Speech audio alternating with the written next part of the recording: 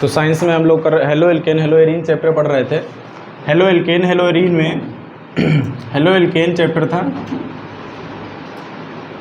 और halo arene.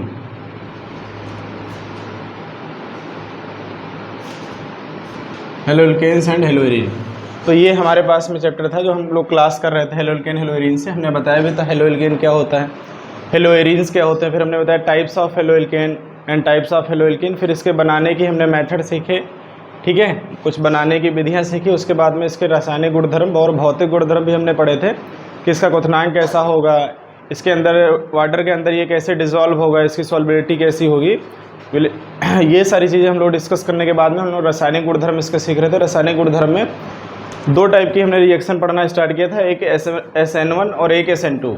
SN1 reaction हमने सीखी थी, SN1 रिएक्शन दो पदों में कंप्लीट होती है और दूसरा क्या होता है, इसका एक ऑर्डर हमने सीखा था, याद करिए आप लोग कि हमारे पास में 1 डिग्री 2 डिग्री और 3 डिग्री की अगर हमारे पास में हेलो एल्केन या हेलो एल्किल हैलाइड है, हेलो एल्केन या एल्किल हैलाइड है, तो फिर इसका SN1 के लिए क्रियाशीलता इसमें इस तरीके से हमने सबसे ज़्यादा 3 डिग्री था क्रियाशील, फिर 2 डिग्री और फिर 1 डिग्री।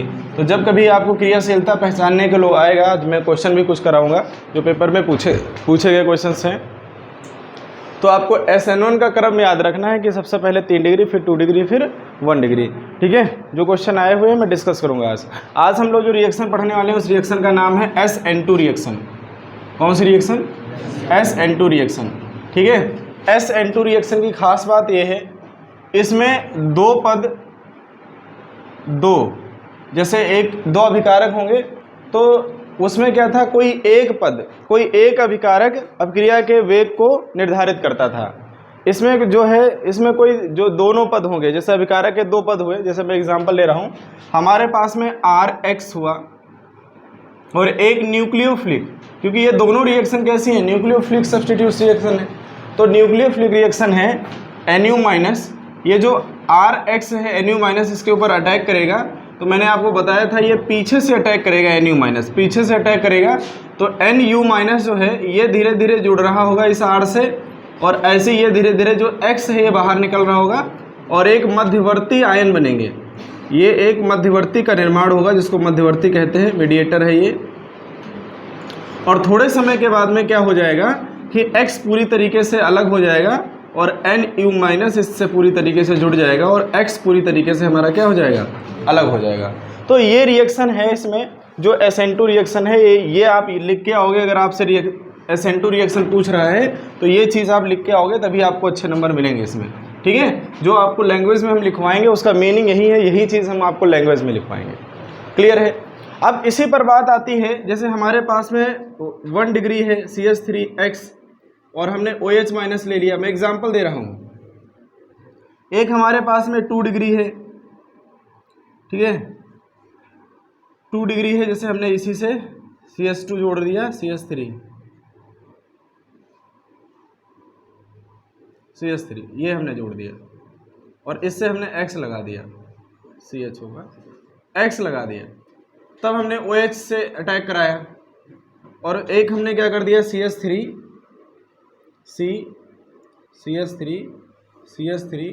3 डिग्री हमने कर दिया और फिर हमने इससे अटैक कराया। देखो यहाँ पर क्रियाशीलता हम लोग चेक कर रहे हैं कि किसकी क्रियाशीलता ज़्यादा होगी, 1 डिग्री 2 डिग्री 3 डिग्री की।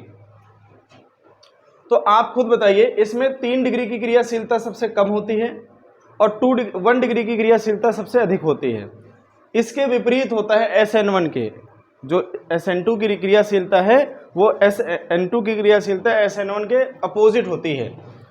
जैसे इसमें 3 डिग्री की क्रियाशीलता सबसे कम होगी, जबकि SN1 में 3 डिग्री की क्रियाशीलता सबसे अधिक होती है। सर कम क्यों होगी वो बताइए। कम इसलिए होगी, इस टाइप से रिएक्शन में जब ये पीछे से अटैक करने जाएगा तो इसके पास पहले से भारी भारी एल्किल समूह लगे हुए हैं 3, तो यहाँ तो स्पेस नहीं है, इसको बोलते हैं त्रिविम संरचना।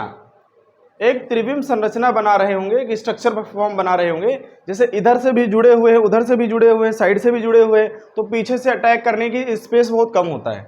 तो 3 डिग्री में पहले से भारी भारी एल्किल समूह जुड़े हुए हैं, इस वजह से यहाँ पर जब ये अटैक करेगा तो पीछे से अटैक करना इसके लिए मुश्किल होता है, इसलिए इसकी क्रियाशीलता सबसे कम होती है। यहाँ पर आराम से ये अटैक कर सकता है क्योंकि इसके पीछे कोई नहीं जुड़ा हुआ है, तो इस कार्बन के ऊपर ये आराम से पीछे से अटैक कर सकता है। इसमें भी स्पेस खाली है, लेकिन इसमें स्पेस बहुत कम है, तो इस वजह से ऐसा बोला गया कि अगर पूछा जाए रीजन बताइए तो आप बताओ त्रिविम स्ट्रक्चर के कारण इसमें बाधा उत्पन्न होती है, बैरियर उत्पन्न होती है, क्योंकि इसका स्ट्रक्चर त्रिविम होता है, 3D स्ट्रक्चर होता है, पीछे से स्पेस कम होता है, भारी भारी एल्किल समूह जुड़े हुए होते हैं, तो क्या होता है इसमें एक बाधा उत्पन्न होती है जो पीछे से ये इस पर अटैक नहीं कर पाएगा। समझ आ रहा कि नहीं? और SO2 जो SN2 रिएक्शन है, SN2 रिएक्शन उसमें क्या होता है, उसमें पीछे से अटैक होता है, ये आगे से धीरे धीरे शिफ्ट हो रहा होता है। तो ये इसकी कहानी है पूरी SN2 रिएक्शन की। मैकेनिज्म भी हमने बता दिया। इसमें सबसे ज़्यादा अधिक क्रियाशील कौन होता है, 1 डिग्री, फिर 2 डिग्री, फिर 3 डिग्री। समझ में आया कि नहीं? एक बात और याद रखना, जिसका बॉइलिंग पॉइंट कम होगा, बॉइलिंग पॉइंट कम होगा, ये 1-2 पॉइंट जो मैं बीच बीच में बता देता हूँ, ये डायरेक्ट क्वेश्चन नीट में आए हुए हैं, ठीक है, या फिर जो कॉम्पिटिटिव एग्जाम है, जिसका बॉइलिंग पॉइंट कम होगा, याद रखना उसका स्थायित्व ज्यादा होगा, ये हमेशा याद रखना, स्थायित्व, ठीक है, स्थायित्व अधिक होगा, स्टेबिलिटी बढ़ेगी उसकी, याद रखना स्टेबिलिटी बढ़ेगी उसकी, इंक्रीज होगी। अगर किसी का बॉइलिंग पॉइंट कम है, जैसे 2 चीजें आपने देखी और एक का बॉइलिंग पॉइंट कम है, तो उसकी स्टेबिलिटी बढ़ेगी, फिर वो उसकी जो स्थायित्व है वो इंक्रीज करेगा, वो ज़्यादा स्थायी होगा with respect to other. Clear है? ठीक है, तो इसी को हम लोग आज लिखने वाले हैं। इसके बाद में हम लोग कुछ एग्जाम्पल करेंगे जो बोर्ड्स में पूछेंगे, क्वेश्चंस आए हुए हैं इसी टॉपिक पर बेस, तो इसको आप एक बार नोट हेडिंग डालिए SN2 रिएक्शन, उसके बाद में हम लोग इसके बारे में लिखते हैं। ठीक है, क्रम क्या होगा, SN2 के लिए क्रियाशीलता का क्रम, क्रियाशीलता का क्रम, इनका क्रम क्या होगा, सबसे पहले तो ये होगा बिना डिग्री का, फिर 1 डिग्री, फिर 2 डिग्री, फिर 3 डिग्री, ये SN2 के लिए है। और SN1 के लिए इसका अपोजिट हो जाता है क्रम। अगर क्रियाशीलता का क्रम इसके लिए आपसे कोई पूछे तो सबसे ज़्यादा 3 डिग्री का, फिर 2 डिग्री का, फिर 1 डिग्री का, फिर बिना डिग्री का CH3X का। तो ये SN1 के लिए क्रम याद रखिएगा, SN2 के लिए हेडिंग डालिएगा, क्वेश्चंस करेंगे कुछ इस पे बेस। लिखिए, क्वेश्चन है निम्नलिखित यौगिकों में से SN2 अभिक्रिया के प्रतिक्रियाशीलता का क्रम लिखो। निम्नलिखित यौगिकों में से SN2 अभिक्रिया के क्रियाशीलता का क्रम लिखो। निम्नलिखित यौगिकों में से SN2 अभिक्रिया के प्रतिक्रियाशीलता का क्रम लिखो। इसे रफ कर दूं? ठीक, चलिए ये क्वेश्चन है, हमने कुछ क्वेश्चन दिए, आप बताओगे क्रियाशीलता का ऑर्डर क्या होगा फॉर SN2। क्रियाशीलता का ऑर्डर क्या होगा फॉर SN2।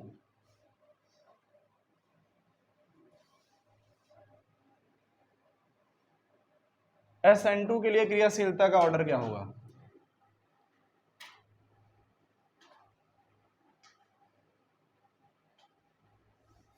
ये तो ये फर्स्ट है और ये सेकंड है। SN2 के लिए क्रियाशीलता का ऑर्डर आपको बताना है क्या होगा। ठीक है, SN2 के लिए क्रियाशीलता का ऑर्डर क्या होगा बताइए। SN2 के लिए ऑर्डर क्या होगा क्रियाशीलता? सबसे ज्यादा क्रियाशील कौन होगा? हैं? ये वाला होगा। क्यों? हाँ हाँ, ये इस कार्बन से कितने कार्बन जुड़े हैं? 2 कार्बन जुड़े। ये तो ये कितने डिग्री का हुआ? ये 1 डिग्री का हुआ। ये कितने डिग्री का हुआ? ये 2 डिग्री का हुआ। तो SN2 के लिए 1 डिग्री होगा, मतलब फर्स्ट वाला होगा, फिर 2 डिग्री वाला होगा, मतलब सेकंड वाला होगा। क्लियर है? ये ऑर्डर होगा। सबसे ज़्यादा क्रियाशील 1 डिग्री वाला होगा SN2 के लिए। और 1 डिग्रियाँ आपको पहचाननी है, तभी आप बता पाओगे कौन क्रियाशीलता किसकी ज़्यादा है। तो इसको नोट डाउन करिए, एक और क्वेश्चन करते हैं। तो इस टाइप से क्वेश्चन आते हैं, ठीक है।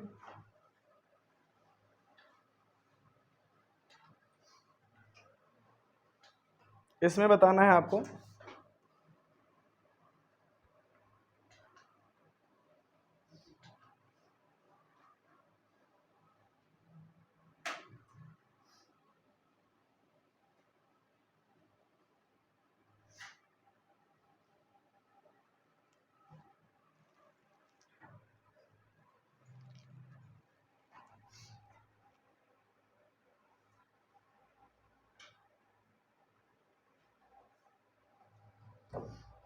इसमें बताओ किसकी क्रियाशीलता ज़्यादा होगी।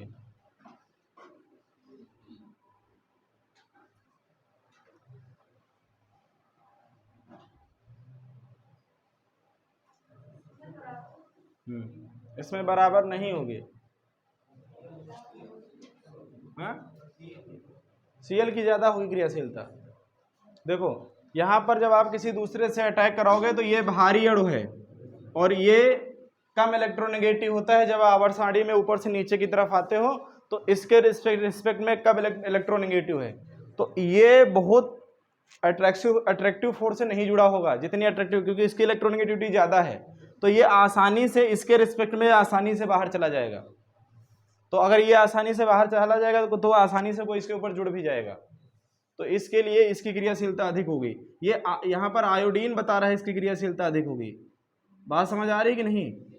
आयोडीन की क्रियाशीलता अधिक होगी क्योंकि ये जैसे इस पे जुड़ेगा तो ये इसको रिपल कर देगा, और यहाँ पर इसकी इलेक्ट्रोनेगेटिविटी ज़्यादा होती है तो इतनी जल्दी ये आसानी से रिपल नहीं करेगा। क्लियर है? तो यहाँ पर ये इसका ऑर्डर है। चलिए एक और क्वेश्चन करेंगे। SN2 व SN1, इसके बाद एक क्वेश्चन लिखिएगा SN1 व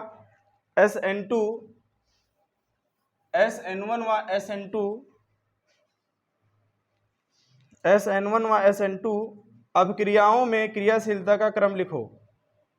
एक है नंबर 1, ब्रोमोब्यूटेन के 4 अवयवी। ब्रोमोब्यूटेन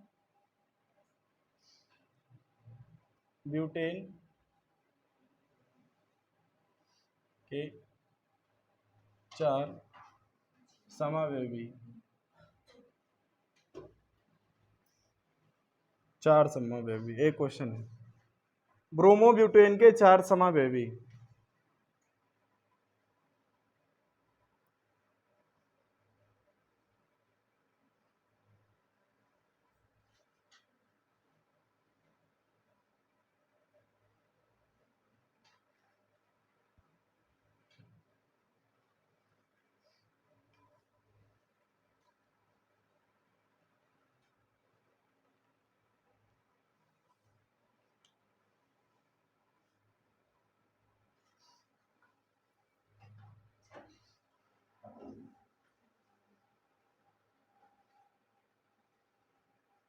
ब्रोमोब्यूटेन के 4 समावयवी, ये क्वेश्चन है। ये इसकी आपको क्रम लिखना है SN1 और SN2 के लिए, ऑर्डर लिखना है आपको, ठीक है।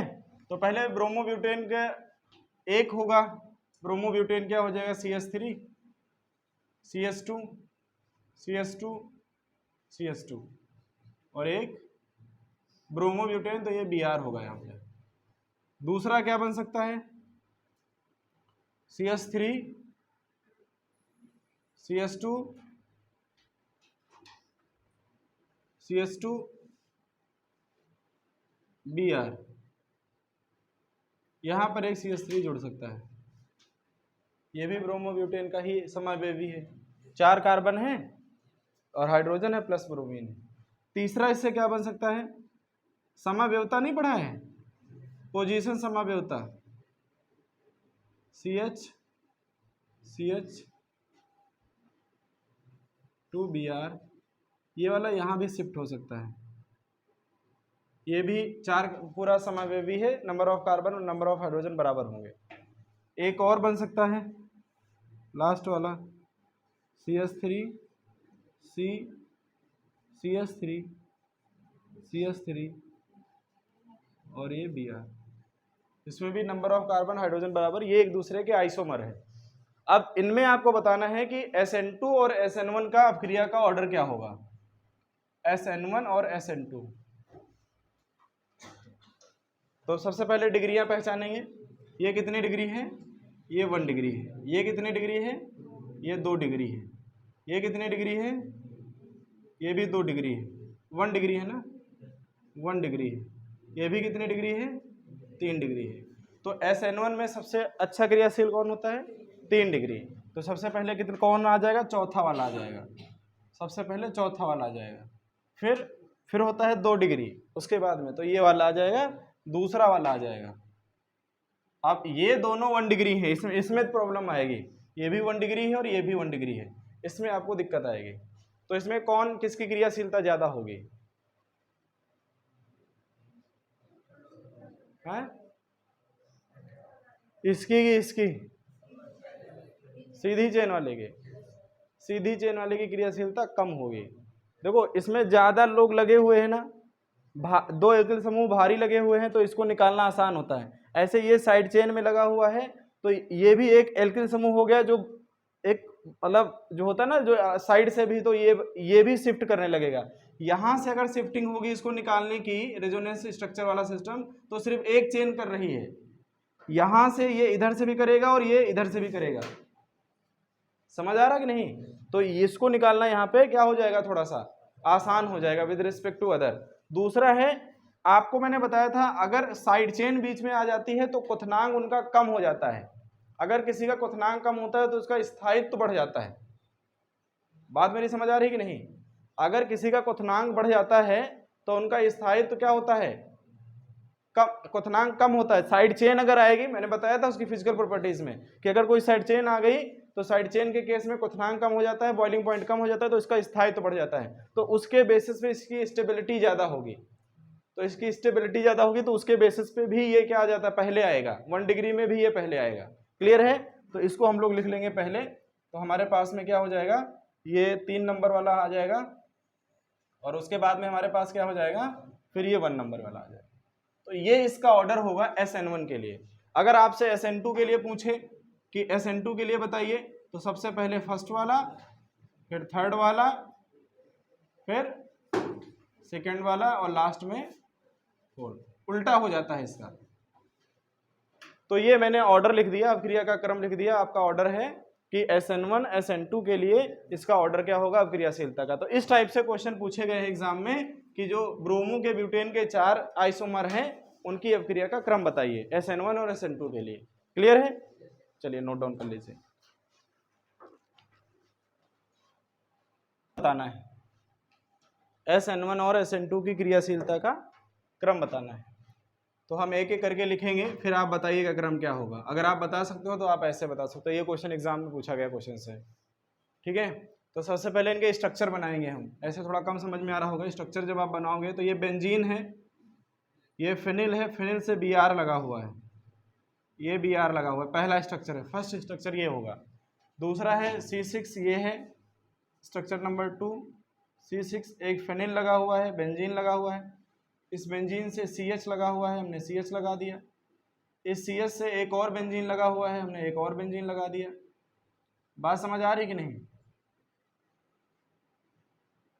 और इसी CH से फिर Br लगा हुआ है, ये लगा हुआ, ये दूसरा स्ट्रक्चर बन जाएगा। एक पहला है, ये दूसरा है। फिर है C6 एक बेंजीन लगा हुआ है, और ये हमारे इससे CH हो जाएगा। इसमें एक CH3 है, फिर Br है, एक CH3 ऊपर लग गया, एक Br लगा दिया साइड में, ये थर्ड स्ट्रक्चर हो जाएगा। फोर्थ स्ट्रक्चर हमारा ये हो जाएगा। इसमें एक तो बेंजीन लगा हुआ है, इसमें एक C लगा हुआ है, इस C से दूसरा CS बेंजीन लगा हुआ है, इधर लगा देते हैं। और एक इसी CH3 भी लगा हुआ है, इधर CH3 लगा देते हैं, और एक Br भी लगा हुआ है। अब आपको बताना है कि इसमें कौन ज़्यादा क्रियाशील है। SN1 और SN2 अभिक्रिया का क्रम बताना है। SN1 और SN2 की अभिक्रिया का क्रम बताना है, इनका अभिक्रियाशीलता कैसे होगी। कौन इसमें पहले डिग्री आप पहचानो, ये कितने डिग्री का है। जिस कार्बन से जुड़ा है वो कार्बन डायरेक्ट में कितने कार्बन से जुड़ा है, 2 कार्बन से जुड़ा है। 1 डिग्री है तो 2 डिग्री हुआ फिर, तो ये 2 डिग्री हो जाएगा। ठीक, ये कितने डिग्री है, ये जिस कार्बन से डायरेक्ट में 2 कार्बन से जुड़ा हुआ है, ये कितनी डिग्री हो जाएगा, ये भी 2 डिग्री हो जाएगा।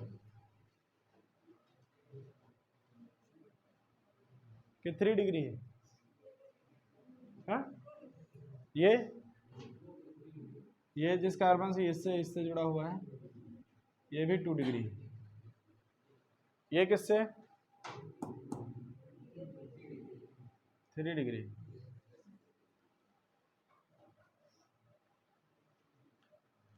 इसमें तो 2 डिग्री वाले 3 आ गए। देखो भाई, तो 3 डिग्री वाला तो इसकी अभिक्रियाशीलता में सबसे पहले आता है, मतलब 4th नंबर सबसे पहले आएगा। क्लियर है, इसकी कहानी खत्म। फिर ये 2 डिग्री, ये 2 डिग्री, ये भी 2 डिग्री, 3 2 डिग्री के हैं। तो आप देखो इसमें सबसे भारी एल्किल समूह किसमें लगे हुए हैं, 2, ये है सबसे भारी, तो यही 2 है। फिनिल, यहाँ पर भी फिनिल है, तो यहाँ पर ये ज़्यादा इस क्रियाशील होगा विद रिस्पेक्ट टू अदर, तो ये दूसरा नंबर पे यहाँ आ जाएगा।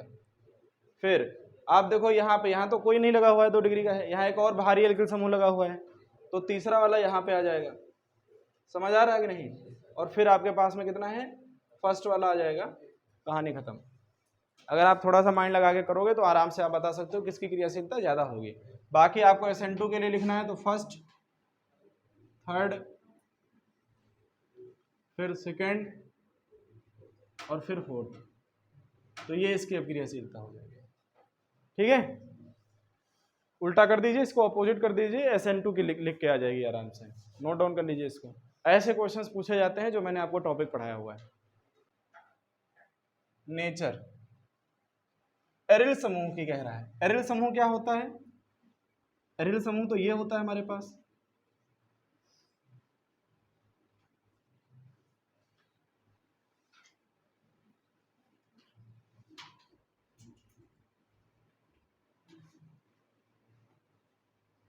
होता है कि नहीं, 7 इलेक्ट्रॉन होते हैं हाइड्रोजन ग्रुप के ऊपर, तो 6 तो 3 लोन पेयर होते हैं और एक सिंगल होता है जो बॉन्ड बनाता है। ये पता है कि नहीं। बाह्यतम कोश में कितने इलेक्ट्रॉन होते हैं, हाँ, क्लोरीन हो चाहे फ्लोरीन हो चाहे ब्रोमीन हो, इनके बाह्यतम कोश में कितने 7 इलेक्ट्रॉन होते हैं, एक बॉन्ड बनाता है, 3 लोन पेयर होते हैं। तो ये हमारे पास एरिल समूह है। तो CX, ये कार्बन है यहाँ पे और ये X है, इनके बीच में बॉन्डिंग है, इनका नेचर कैसा है, किस टाइप का नेचर है, वो हम लोग बताने जा रहे हैं। तो जिसकी जितनी रेजोनेंस स्ट्रक्चर बनते हैं वो उतना ज़्यादा स्थायी होता है, जिसके जितने रेजोनेंस स्ट्रक्चर बनते हैं वो उतना ज़्यादा क्या होता है, स्थायी होता है, ऐसा बताया गया है। तो चलो देखते हैं ये कितना स्थायी है। तो यहाँ पर जो लोन पेयर ये रखे हुए हैं, इस जगह पर लोन पेयर, ये यहाँ पर आके शिफ्ट हो जाते हैं। तो यहाँ पर शिफ्ट होंगे, यहाँ पॉजिटिव हो जाएगा और यहाँ पर डबल बॉन्ड हो जाएगा। तो एक स्ट्रक्चर ये तो ये बनेगा और एक स्ट्रक्चर ये भी बनता है जो अब हम बनाने जा रहे हैं। तो ध्यान से बोर्ड की तरफ देखिए, रेजोनेंस स्ट्रक्चर कैसे बनता है, भूलना नहीं, बनाने को आता है। आगे एनिलीन चैप्टर में भी ये मिलेगा आपको। ये X है, यहाँ लोन पेयर 2 पहले से बैठे हुए हैं, अब ये हो गया है प्लस, यहाँ हो गया डबल बॉन्ड, और जैसे डबल बॉन्ड होगा ये वाला इस कार्बन के ऊपर बॉन्ड शिफ्ट हो जाएगा माइनस में। ये दोनों इलेक्ट्रॉन यहाँ से उठ के यहाँ से आके ये वाला बॉन्ड यहाँ पे माइनस पे शिफ्ट हो जाएगा। तो यहाँ डबल बॉन्ड था और यहाँ डबल बॉन्ड था, तो एक स्ट्रक्चर ये बनेगा। ये जो ये एरिल समूह है, ये इस फॉर्म में भी पाया जाता है, इस फॉर्म में भी पाया जाता है, ये शिफ्ट होता रहता है। इसीलिए तो हम लोग क्या करते हैं, हम लोग यहाँ पर गोल गोल बना देते हैं। वो गोल गोल इसीलिए होता है, ये बॉन्ड ऐसे ऐसे शिफ्ट होता रहता है। ये असली गोल गोल ऐसा होता है ये, बट भोकाल में आलसी लोगों ने उसको, अपाहिजों ने उसको ऐसा बना दिया कि वो गोल ही होता है। वो ये वाला बॉन्ड कभी यहाँ पे, कभी यहाँ पे, फिर ये यहाँ पे, फिर यहाँ पे, ऐसे बहुत तेजी से घूमता है तो एक रिंग बन के आती है। ठीक है, इसलिए इसको बेंजीन रिंग भी बोला जाता है, इसलिए इसका नाम है बेंजीन वलय, छल्ला। समझ में आई बात नहीं। तो वही चीज़ मैं बता रहा हूँ कैसे हो रहा है सिस्टम। इसके बाद में इस रूप, ये इस फॉर्म में बदलता है और ये जो है ये इस फॉर्म में बदलता है, एक नया स्ट्रक्चर भी बन जाता है।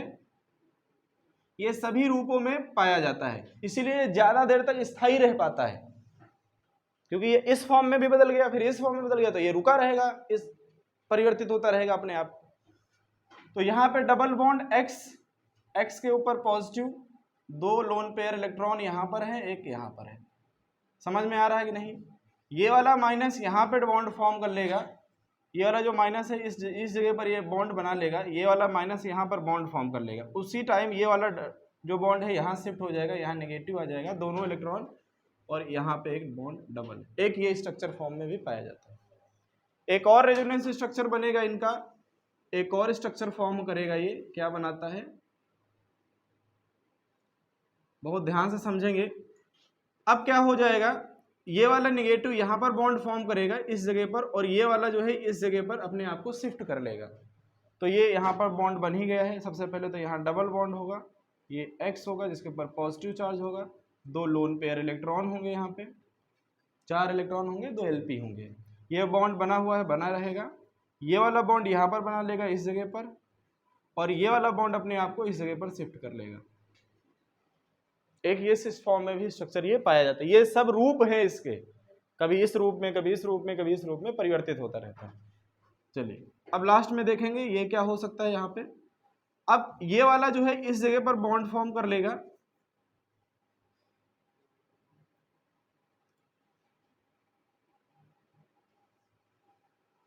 ये यहाँ एक बॉन्ड बना हुआ है, पहले से बन रखा है, यहाँ डबल बॉन्ड, चलो अभी मैं देखूंगा, यहाँ पर बॉन्ड फॉर्म कर लेगा, और ये वाला यहाँ पे डबल बॉन्ड कर देगा, और जैसे ही यहाँ पे ये डबल बॉन्ड फॉर्म करेगा, ये वाला जो बॉन्ड होगा ये फिर इसको दोनों इलेक्ट्रॉन दे देगा। जो इलेक्ट्रॉन यहाँ पर निकले थे ये इस बॉन्ड के इलेक्ट्रॉन जो है ये फिर इसको दे देगा, तो इसकी जो पॉजिटिविटी है खत्म हो जाएगी, ये सिंगल बॉन्ड में कन्वर्ट हो जाएगा और ये X हो जाएगा, इसके ऊपर ये फिर से इलेक्ट्रॉन पेयर आ जाएंगे। तो 5 रेजोनेंस स्ट्रक्चर ये बनाता है, इसलिए ये मोर स्टेबल है, ये ज्यादा स्टेबल है। जिसके जितने रेजोनेंस स्ट्रक्चर बनते हैं वो ज्यादा स्थायी होता है। तो कभी कभी पूछ लेते हैं, ऑब्जेक्टिव क्वेश्चन एक बार पूछ लिया गया था कि एनिलीन के या एरिल हाइलाइड के कितने रेजोनेंस स्ट्रक्चर बनते हैं, तो 5 स्ट्रक्चर बनते हैं एरिल हाइलाइड के। क्लियर है? चलिए ये नोट कर लीजिए, नेचर में ये नोट कर लीजिए, फिर मैं नीचे थोड़ा लिखवा दूंगा।